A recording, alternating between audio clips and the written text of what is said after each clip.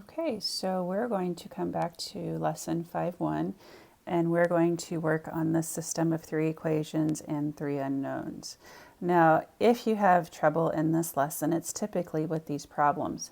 What I need you to do is just be real careful in your work, show all of your steps, keep them organized. If you email me for help, send me a picture of what you've already got. Don't erase and start over. Let me look at your work. Chances are I can find the mistake in your work and then set you straight and get you on your way. It's hard to do that though when you guys erase everything and start over. So keep your work the way it is. Send me an email for help and I'll try to get you unstuck.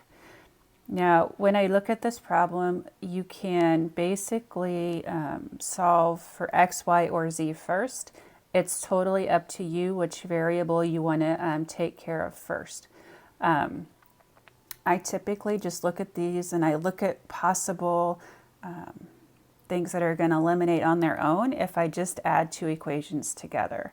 So the first thing I notice is that my z's here are opposite of each other. So I'm going to just go ahead and add these two equations together. And I'm going to try to keep my work kind of organized for you as well so you can follow my steps. Okay, so I added these two equations together. I eliminated z.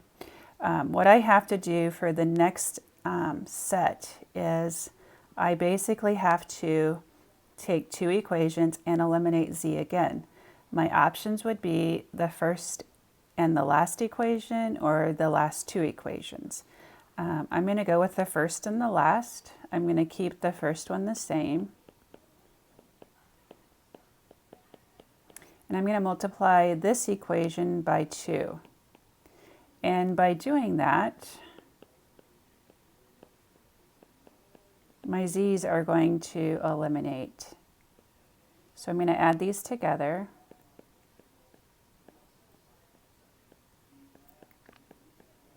And I have this right here.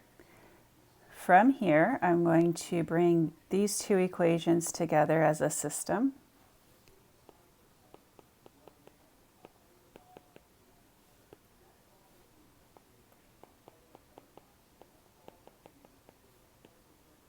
And I'm going to eliminate x or y from these two. So it's pretty nice. It's already set up for x, so I'm just going to multiply one of these equations by -1. So I'm just going to multiply the first one by a -1. I'm going to copy down the second equation.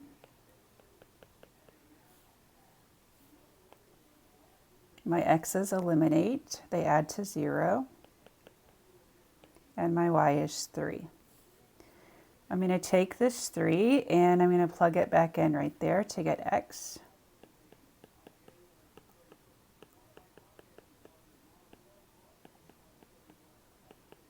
And my x is -2. All right, then I'm going to take my x and my y and I'm going to put them in here and here. And I'm going to find my z.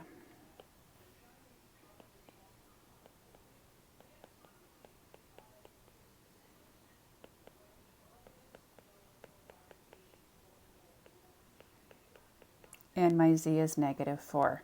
All right, now what you're going to do is you're going to write this as an ordered triple. -2 and 3 and -4. It's an XYZ ordered triple. If you would like an explanation of what an ordered triple is or what it's the result of, start looking in your textbook. And the discussion is on page 503. When you get an ordered triple, that's the intersection basically of three planes in space. Okay. The next problem that we're going to come across is number 79. And I put a star next to this one. You will have some of these in your homework. And if anything gives you trouble, it's going to be a question like this. So I want you to kind of watch what we do and be real careful with it. You're going to write the equation of a parabola in this form. You need to find A, B, and C. So what we're going to be doing is we're going to write a system basically of three equations with three unknowns, and solve that system with elimination or substitution, and then rewrite the results in equation form for a parabola. Okay, so each of these ordered pairs is an x and a y. So if y is 3 here, I'm going to put that 3 right there for y. And x is 2, so 2 squared. And then it's b times 2, and then it's plus c. So I'm going to do that for each ordered pair. The 0 equals a times the x squared plus b times the x plus c.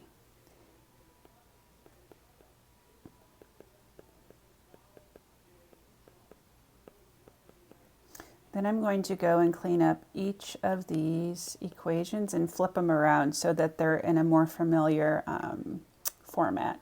So 4a plus 2b plus c equals 3.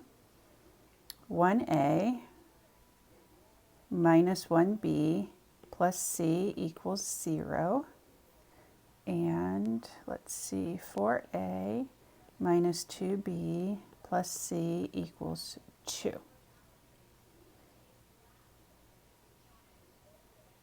All right, so this is my system. My variables are now a, b, and c. I'm going to look at my equations and decide what I want to eliminate first. Now I notice that they all have this plus c, so what if I took these two equations and just eliminated c first? What would that look like? Well, I'm going to take the top equation and multiply it by a -1. I'm going to rewrite the second equation, maybe. And I'm going to add those together.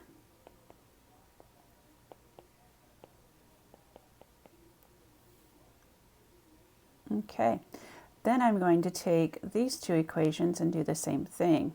I'm going to multiply the second one by a -1 and rewrite the third one.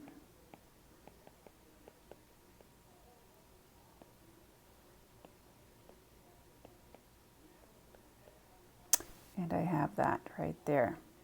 All right, now something you can do, and I didn't do this on the last problem, but I sure could have. I can divide this whole equation by a -3. All right, now what I'm going to do is I'm going to take this equation and join it up with this one. So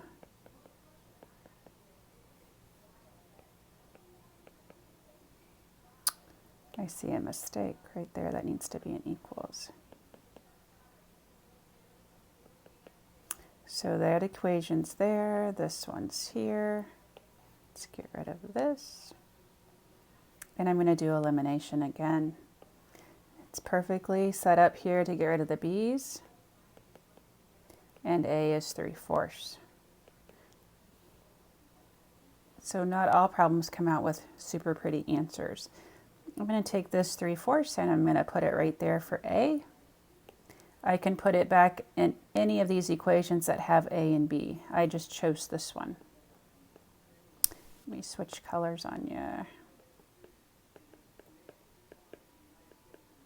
I'm going to solve for b now. So this is 9/4. So 2 is the same as 8/4. So that's going to be 1/4 when we're all finished there.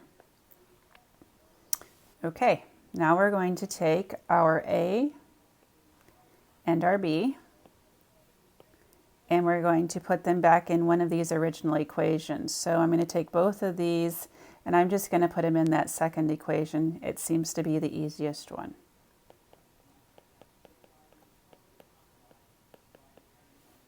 So 3/4 minus 1/4 plus c is 0.